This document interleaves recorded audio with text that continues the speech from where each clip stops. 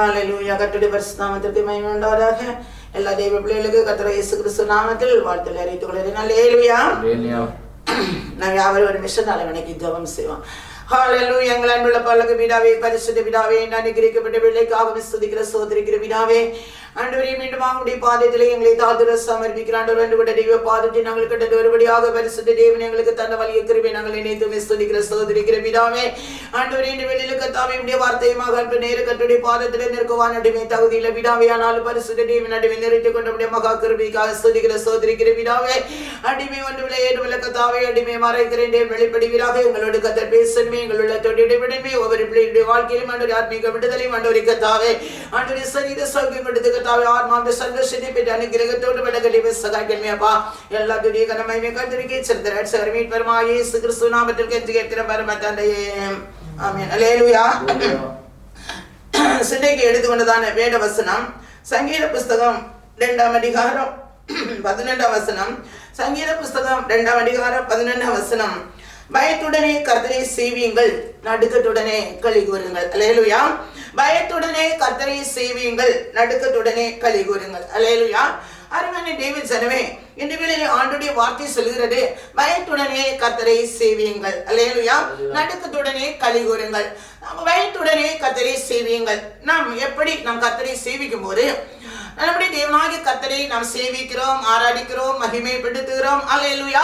இவ்விதமாக தேவனை நாம் அதிகமாக மகிமைப்படுத்தி வரும்போது நாம் எவ்வளவு தூரத்தில் நாம் கர்த்தருக்கு பயப்படுகிற பயம் நம்மிடத்தில் இருக்கிறது என்பதை நாம் ஒவ்வொருவரும் சிந்திக்கிறவர்களாக காணப்பட வேண்டும். அல்லேலூயா. கர்த்தருக்கு பயப்படுதல் என்ன என்பதை நாம் உணர்ந்து கொள்ள வேண்டும். கர்த்தருக்கு பயப்படுதலே ஞானத்தின் ஆரம்பம். அல்லேலூயா. கர்த்தருக்கு பயப்படுதலே ஞானத்தின் ஆரம்பம் என்று சொன்னால் அது உலக ஞானம் அல்ல. அநேக பெற்றோர்கள் பிள்ளைகளிடத்தில் கற்றுக் கொடுப்பார்கள், கர்த்தருக்கு பயப்படுதல் நீ படிக்கும் போது உனக்கு புத்தியில் அந்த படிப்பு வராமல் இருந்தால் நீ கர்த்தருக்கு பயப்படுதலே ஞானத்தின் ஆரம்பம், நீ ஜெபம் பண்ணு, அப்போது நிச்சயமாக கர்த்தர் உனக்கு நல்ல படிப்பை தருவார் என்பது பிள்ளைகளுக்கு புத்திமதி சொல்லுகிறதை பார்க்கிறோம். அல்லேலூயா. ஆனால் ஞானத்தின் ஆரம்பம் என்று சொல்லும் போது உலக ஞானத்தை அல்ல தேவன் சொல்வது, பரலோக ஞானத்தை தேவன் சொல்லுகிறார். அல்லேலூயா. ஆண்டவரே கிறிஸ்து நம்முடைய உள்ளத்தில் வருவதற்கு அது ஆரம்பமாக இருக்கிறது என்பதை குறித்து நம்முடைய தேவனாகிய கர்த்தர் தேவவசனம் எழுதப்பட்டிருக்கிறதை நாம் பார்க்கிறோம். அல்லேலூயா. அல்லேலூயா. உலக ஞானமானது தேவனுக்கு முன்பாக பைத்தியமாயிருக்கிறது. அல்லேலூயா. அப்ப கர்த்தருக்கு பயப்படுதலே ஞானத்தின் ஆரம்பம் என்று சொன்னால் நாம் கிறிஸ்துவை பெற்றுக் கொள்கிறோம் என்பதுதான் அதன் அர்த்தம் என்பதை நாம் ஒவ்வொருவரும் அறிந்து கொள்ள வேண்டும். அல்லேலூயா. கர்த்தருடைய பயத்துடனே கர்த்தரை சேவியுங்கள். நாம் கர்த்தரை சேவிக்கும் போது நாம் பயபக்தியோடு கூட நாம் சேவிக்க வேண்டும். இந்நாட்களில் எத்தனை பேர் நாம் கர்த்தரை பயபக்தியோடு கூட சேவிக்கிறோம் என்பதை நாம் ஒவ்வொருவரும் சிந்தித்துக் கொள்கிறவராக காணப்பட வேண்டும். அல்லேலூயா. அருமையான தேவசனமே, ஏனோ தானோ என்று ஒரு நேர போக்குக்காகவும் ஒரு பொழுதுபோக்குக்காகவும் ஏதோ ஒரு கடமைக்கு நம்முடைய உள்ளத்துல எந்த பயமும் இல்லாதபடி நாம் கர்த்தரை சேவிக்கிறோம். அல்லேலூயா. அதனாலே கர்த்தர் அதில் பிரியமாயிருக்கிற தேவன் அல்ல. அல்லேலூயா. எப்படி நாம் கர்த்தருக்கு பயப்பட வேண்டும்? கர்த்தருக்கு பயப்படுகிறவர்கள் என்ன செய்வார்கள்? கர்த்தருக்கு பயப்படுகிறவர் தங்கள் வாழ்க்கையிலே கர்த்தருடைய வார்த்தைக்கு கீழ்ப்படிவார்கள். அல்லேலூயா. நடுக்கத்துடனே களிகூறுங்கள் என்று தேவன் சொல்லுகிறார். அல்லேலூயா. கர்த்தரை ஆராதிக்கும் போது நாம் நடுக்கத்துடனே ஆராதிக்க வேண்டும். அல்லேலூயா. நம்முடைய உள்ளத்திலே நடுக்கம் இல்லாமல் நாம் கர்த்தரை ஆராதித்து எந்த பிரயோஜனமும் கிடையாது. அல்லேலூயா. அதனால் ஆண்டவருடைய வார்த்தை சொல்கிறது, பயத்துடனே கர்த்தரை சேவியுங்கள், நடுக்கத்துடனே களிகூறுங்கள். எத்தனை பேர் நாம் கர்த்தருக்கு கீழ்ப்படுகிறோம்? அல்லேலூயா. கர்த்தருக்கு கீழ்ப்படுகிறவர்கள் கர்த்தருடைய கட்டளைகளுக்கு, கற்பனைகளுக்கு, நியாயங்களுக்கு கட்டாயமாக அவர்கள் கீழ்ப்படிவார்கள் என்பது நிச்சயம். அல்லேலூயா. அவர்களை பார்க்கும்போது இவர்கள் கர்த்தரை தரித்திருக்கிறார்கள், இவர்கள் கிறிஸ்துவை தரித்திருக்கிறார்கள் என்பது அவர்களை பார்க்கும்போது அவர்களுடைய சாட்சியை நம்ம விளங்குகிறதை பார்க்கிறோம். அல்லேலூயா. அருமையான தேவசனமே, இந்த நாளில் நாம் எப்படி கர்த்தருக்கு பயப்பட வேண்டும் என்று நாம் ஒவ்வொருவரும் உணர்ந்து கொள்கிறவர்களாக காணப்பட வேண்டும். அல்லேலூயா. அருமையான தேவசனமே, சங்கீத புஸ்தகம் 145ஆம் அதிகாரம், சங்கீத புஸ்தகம் 145ஆம் அதிகாரம் 19ஆம் வசனம் என்ன சொல்கிறது என்று சொன்னால், அவர் தமக்கு பயந்தவர்களுடைய விருப்பத்தின்படி செய்து அவர்கள் கூப்பிடுதலை கேட்டு அவர்களை ரட்சிக்கிறார். அல்லேலூயா. இதுல நமக்கு தெரிய வர வேண்டும், இந்த நாட்களிலே நாம் பார்க்கும் போது இந்த விதமான கொள்ளை நோய் உலகத்தை ஆட்டி படித்துக் கொண்டிருக்கும் பொழுது தேவன் எத்தனையோ கிறிஸ்தவர்கள் தேவனை ஆராதிக்கிற பிள்ளைகள் என்னை சேர்த்துதான் அந்த ஜெபத்தை தேவன் கேட்கவில்லை. எல்லாரும் செபிக்கிறோம், ஆனால் தேவன் ஜெபத்தை கேட்கவில்லை என்பது தெரிகிறது. ஏனென்றால் தேவ சித்தத்துக்காக தேவன் நாம் நாம் செபிக்கிறவர்களாக காணப்பட வேண்டும். அல்லேலூயா. அது மாத்திரமல்ல, ஆண்டவருடைய வார்த்தை சொல்கிறது, அவர் தமக்கு பயந்தவருடைய விருப்பத்தின்படி செய்து அவர்கள் கூப்பிடுதலை கேட்டு அவர்களை ரட்சிக்கிறார். அல்லேலூயா. தமக்கு பயந்தவர்களுடைய விருப்பத்தின்படி செய்து அவர்கள் கூப்பிடுதலை கேட்டு அவர்களை ரட்சிக்கிறார். அருமையான தெய்வ ஜனமே, இந்த நாளில் உலகத்திலே இவ்விதமான கொள்ளையை பரவி இருந்தாலும் தெய்வ பிள்ளைகள் பயத்தோடு கர்த்தரை ஆராதிக்கிற பிள்ளைகள், கர்த்தருக்கு பயந்து நடக்கிறவர்கள், கர்த்தரை பயந்து சேவிக்கிறவர்கள், அவர்கள் கூப்பிடும் போது கர்த்தர் நிச்சயமாக அவர்களை ரட்சிக்கிற தேவனாக இருக்கிறார். இந்த கொரோனா வைரஸுக்கு தேவன் நிச்சயமாக அவர்களை ஒப்பு கொடுப்பதில்லை என்பதை குறித்து ஆண்டவருடைய வார்த்தை நமக்கு திட்டமாக சொல்லப்படுகிறது நாம் பார்க்கிறோம். அல்லேலூயா. அருமையான தெய்வ ஜனமே, நாம் உலகத்துக்காக சேவிக்கிறோம், நிச்சயம் ஜெபிக்க வேண்டும். அல்லேலூயா. ஆனால் நம்முடைய வாழ்க்கையிலே தேவன் நிச்சயமாக நம்மை பாதுகாப்பார் என்பதில் மாற்றமில்லை. அல்லேலூயா. அருமையான தெய்வ ஜனமே, 147 வசனம் என்ன சொல்கிறது என்று சொன்னால், 147 அதிகாரம் 12 வசனம், தமக்கு பயந்து தமது கிருபைக்கு காத்திருக்கிறவர் மேல் கர்த்தர் பிரியமாயிருக்கிறார். அல்லேலூயா. நாம் எதற்கு காத்திருக்க வேண்டும்? கர்த்தருடைய கிருபைக்கு நாம் காத்திருக்க வேண்டும் என்று ஆண்டவருடைய வார்த்தை அழகாக சொல்லப்படுகிறது நாம் பார்க்கிறோம். அல்லேலூயா. அருமையான தேவ ஜனமே, இந்த நாளில் நாம் எவ்விதத்தில் உணர்வடைய வேண்டும் என்பதை நாம் ஒவ்வொரு சிந்திக்க வேண்டும். நாம் எப்போதும் கர்த்தருடைய கிருபைக்கு நாம் காத்திருக்கிற பிள்ளைகளாக நாம் காணப்பட வேண்டும். அல்லேலூயா. அடுத்ததாக நாம் வாசிக்கும் போது சங்கீத புஸ்தகம் 85 அதிகாரம் 9 வசனம் என்ன சொல்கிறது என்று சொன்னால், கிருபையும் நம்முடைய தேசத்தில் மகிமை வாசமாய் இருக்கும்படி அவருடைய ரட்சிப்பு அவருக்கு பயந்தவர்களுக்கு சமீபமாய் இருக்கிறது. அல்லேலூயா. யாருக்கு ரட்சிப்பு சமீபமாய் இருக்கிறது? அவருக்கு பயந்தவர்களுக்கு அவருடைய ரட்சிப்பு சமீபமாய் இருக்கிறது. நம்முடைய தேசத்தில் மகிமை வாசமாய் இருக்கும்படி அவருடைய ரட்சிப்பு அவருக்கு பயந்தவர்களுக்கு சமீபமாய் இருக்கிறது. அல்லேலூயா.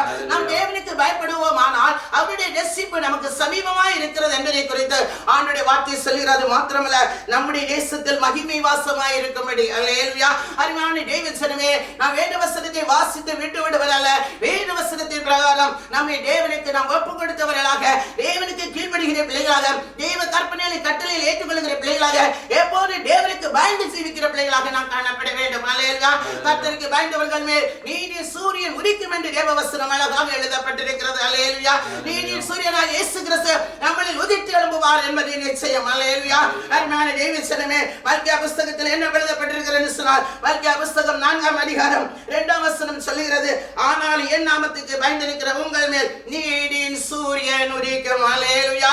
என் நாமத்துக்கு பயந்திருக்கிற உங்கள் மேல், அல்லேலூயா, இந்த நீதி சூரியன் உதித்ததற்கு அப்புறமாக எந்த விதமான கொரோனா வைரஸோ எந்த விதமான கொள்ளை நோயோ வாதி நம்மை தொடுவதற்கு அதிகாரம் இல்லை. அல்லேலூயா.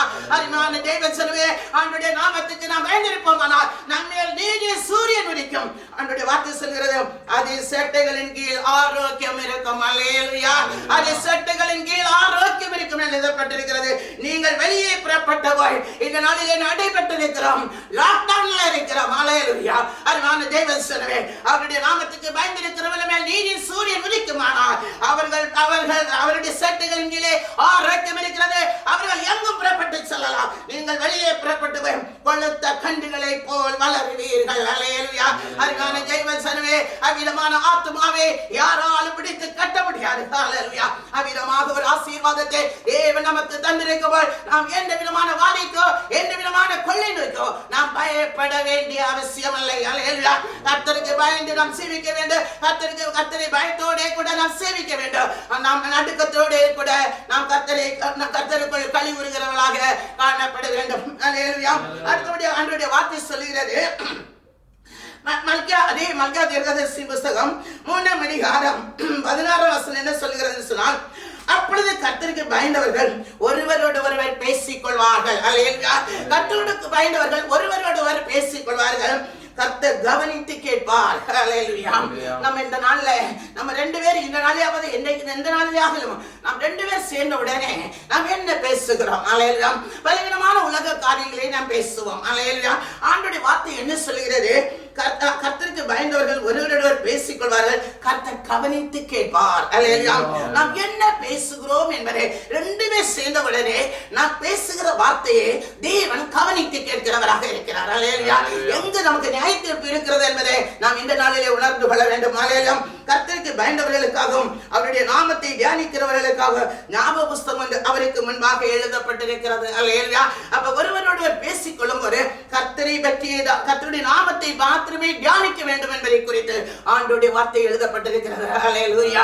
அருமையான தேவசனமே, இந்த நாளிலே நாம் எப்படிப்பட்டவர்களாக இருக்கிறோம்? நாம் 2 பேர் பேசினால் மற்றவர்களை குறித்து குறை கூறுகிறோம், மற்றவர்களை தூசிக்கிறோம், மற்றவர்களை பரிதேசிக்கிறோம், மற்றவர்களுக்கு விடமாக தீங்கு பேசுகிறோம், தீங்கு நினைக்கிறோம். இவ்விதமான காரியங்களை நாம் செய்யும் போது கர்த்தர் கவனித்து கேட்டுக் கொண்டிருக்கிறார். ரட்சிக்கப்பட்ட பிள்ளைகள், கர்த்தரை பயத்தோடு நடுக்கத்தோடு ஆராதிக்கிற பிள்ளைகள் எப்படி இருக்க வேண்டும்? 2 பேர் சேரும் போது ஒருவரோடொருவர் எதை பேசிக் கொள்ள வேண்டும்? கர்த்தருடைய நாமத்தை பற்றி தியானிக்கிறவர்களாக இருக்க வேண்டும். அல்லேலூயா.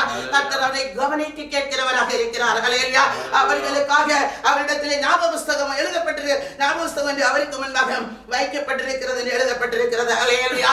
அப்ப பாருங்க, இந்த நாளிலே ஆண்டவருடைய வார்த்தை 17ஆம் வசனம் சொல்கிறது. மல்கியா தீர்க்கதரிசியின் புஸ்தகம் 3ஆம் அதிகாரம் 17ஆம் வசனம் சொல்கிறது, என் சம்பத்தை நான் சேர்க்கும் நாளிலே, ஹல்லேலூயா, என் சம்பத்தை நான் சேர்க்கும் நாளிலே அவர்கள் என்னுடையவர்களாக இருப்பார்கள் என்று சேனைகளின் கர்த்தர் சொல்லுகிறார். ஹல்லேலூயா. என் சம்பத்தை நான் சேர்க்கும் நாளிலே நம்முடைய தேவனாகிய கர்த்தர் சொல்கிறார். அவருடைய சம்பத்து என அவருடைய ஒரே பேரனாகிய குமாரன். ஹல்லேலூயா. அந்த கர்த்தராகிய இயேசு கிறிஸ்துவை குறித்து நம்முடைய தேவனாகிய கர்த்தர் சொல்கிறார், என் சம்பத்தை நான் சேர்த்த நாளிலே அவர்கள் என்னுடையவர்களாக இருப்பார்கள். ஹல்லேலூயா. நம்மை தேவன் அவரோடு கூட நம்மை தேவன் அவருடைய ராஜ்யத்தில் எடுக்கிறார் என்பதை குறித்து ஆண்டவருடைய வார்த்தை எழுதப்பட்டிருக்கிறது. ஒரு மனுஷன் தனக்கு ஊழியம் செய்கிறார், தன்னுடைய குமாரனை கடாட்சிக்கிறது போல நான் அவர்களை கடாட்சிப்பேன். ஹல்லேலூயா. அப்ப கர்த்தருக்கு பயந்தவர்களை எவ்விதத்தில் ஆசீர்வதிக்கிறார் என்பதை குறித்து ஆண்டவருடைய வார்த்தை நமக்கு அழகாக எழுதப்பட்டிருக்கிறது. நாம் பார்க்கிறோம். ஹல்லேலூயா.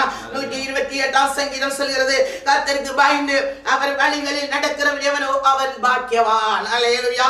அருமையான ஆண்டவருடைய பிள்ளைகளே, அருமையான தேவசனமே, இந்த நாளில் நாம் கர்த்தருக்கு எப்படி பயந்து நடக்கிறோம் என்பதை நம்மை நாமே சிந்தித்துக் கொள்கிறவர்களாக, நம்மை நாமே சோதித்து அறிகிறவர்களாக காணப்பட வேண்டும். ஆண்டவருடைய வார்த்தை சொல்கிறது, கர்த்தருக்கு பயந்து அவர் வழிகளில் நடக்கிறவன் எவனோ அவன் பாக்கியவான். உன் கைகளின் பிரயாசத்தை நீ சாப்பிடுவாய். ஹல்லேலூயா. உனக்கு நன்மை, உனக்கு பாக்கியமும் நன்மையும் உண்டாயிருக்கும்.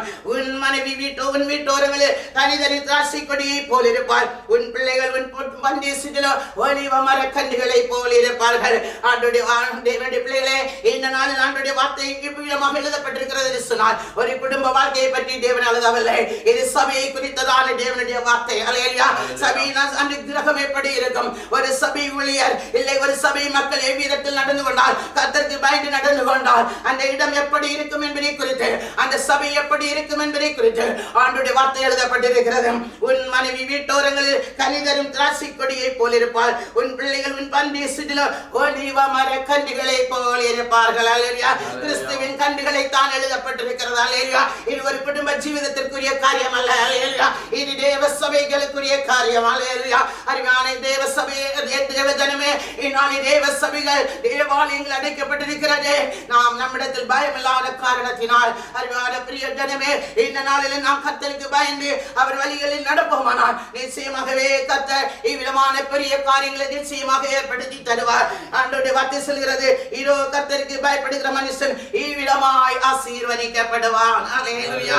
நாம் எல்லாரும் கர்த்தருக்கு பயந்து அவர் வழிகளில் நடப்போமானால் நிச்சயமாக நாம் பாக்கியவான்களாக இருப்போம். நம்மை தாண்டி தேவ சமூகத்திலே நாம் ஒப்புக் கொடுப்போமா? ஹல்லேலூயா.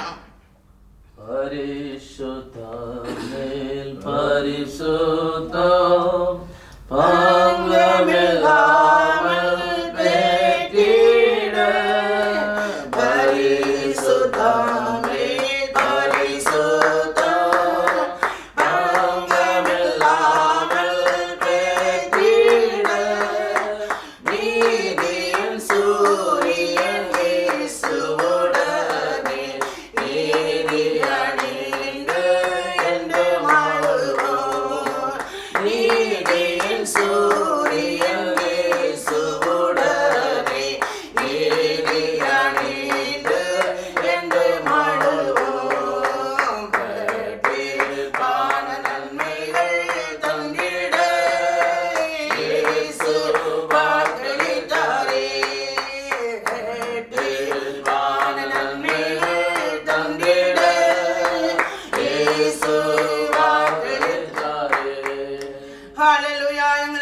பரலோக பிதாவே, அனுக்கிரகிக்கப்பட்ட வேலைக்காக விசுவாசிக்கிற பிதாவே, இந்நாளில் ஆண்டவரே எங்களோடு பேசின அருமையான வார்த்தைக்காக விசுவாசிக்கிற பிதாவே, எங்கள் தேவனுக்கு நாங்கள் பயந்தோடு பயத்தோடு கர்த்தரே கர்த்தாவே ஸ்தோத்திரம் செய்வித்து கர்த்தாவே நடுக்கத்தோடே கலிகூரதகடான கிருபை பரிசுத்த பிதாவே, எங்கள் தேவன் எங்கள் ஒவ்வொருவருக்கு தருபடி ஆட்சேபிக்கிறான் ஆண்டவரே.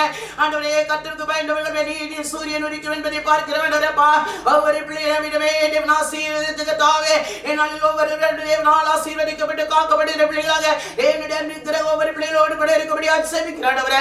ஆசீர்வதித்து ஜெபிக்கிறான், அனுக்கிரகித்து ஜெபிக்கிறான். ஏவாசு எல்லா பிள்ளைகள் மேலே எப்போது தங்கி இருக்க பாருங்க.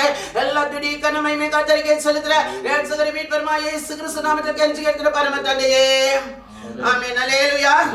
நம்முடைய கர்த்தராகிய இயேசு கிறிஸ்துவின் கிருபையும் பிதாவாகிய தேவனுடைய அன்பும் பரிசுத்த ஆவியின் ஐக்கிய சிநேகமும் இப்பொழுது எப்பொழுது சதா காலங்களில் எல்லா பிள்ளைகளோடு கூட தாராளமாய் தங்கி இருப்பதாக. ஆமென். அல்லேலூயா.